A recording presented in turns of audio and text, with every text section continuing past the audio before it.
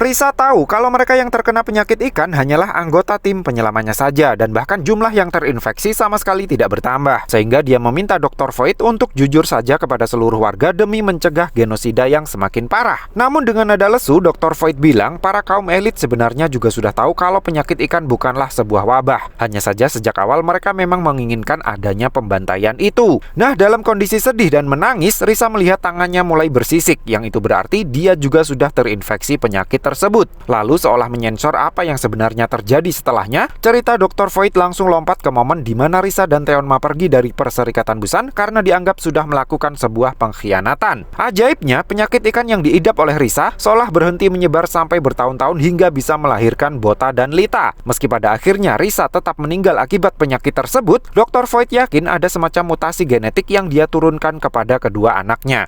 Mendengar hal itu, Bota kemudian sadar. Mungkin itulah alasan kenapa dirinya bisa menahan nafas hingga 40 menit di dalam air. Dr. Voigt menduga genot betina mungkin juga menyadari adanya mutasi genetik di tubuh Lita, sehingga dia kemudian memilih Lita untuk menjadi penerusnya. Oleh karena di tengah jalan Bota mengeluarkannya secara paksa dari selubung telur genot, mutasi yang terjadi di dalam tubuhnya Lita jadinya tidak berjalan sempurna. Itulah kenapa meski tubuh Lita sudah mengalami mutasi, tetapi Lita masih bisa mempertahankan sisi manusianya. Mengetahui sesosok makhluk ajaib sedang berdiri di depan matanya, Dr. Voigt benar-benar terlihat sangat tertarik atau mungkin malah sangat terobsesi untuk meneliti tubuhnya Lita. Makanya begitu Kana bertanya bagaimana caranya untuk mengobati Lita, Dr. Voigt yang sudah siap mengambil sampel darahnya Lita langsung terlihat bengong karena dia pikir untuk apa mengobati sesosok makhluk yang sudah sempurna. Menurut perhitungannya, umat manusia tidak akan bisa selamanya hidup di dunia yang isinya cuman lautan. Akan tiba masanya pulau-pulau beton runtuh ke dasar laut dan kapal-kapal raksasa akan mulai berlubang dan karam. Jika umat manusia tidak ingin musnah, satu-satunya cara hanyalah dengan berubah. Kana dan Bota jelas langsung shock mendengar cara berpikirnya Dr. Voigt itu. Pada saat yang sama, tabung raksasa tempat Dr. Voigt memelihara monsternya